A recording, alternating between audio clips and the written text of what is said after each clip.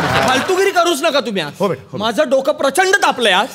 हे फालतू जोक्स केलेत ना अजून तापेल मग बघा. बाबांवर आवाज वाढवायचा नाही. मग तुझ्या बाबांना सांग फालतू जोक्स करू नका. आहेत माझे बाबा फालतू. आहेत माझे बाबा फालतू.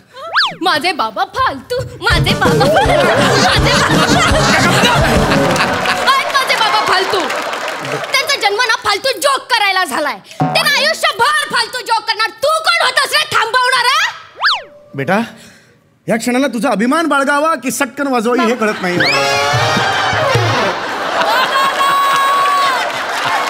काय झालंय मला सांगा. विचारा तुमच्या मुलीला. का तुला लाज वाटते सांगायला?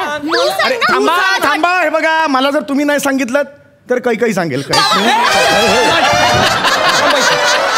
चालले माझ्या आईकडे लगेच.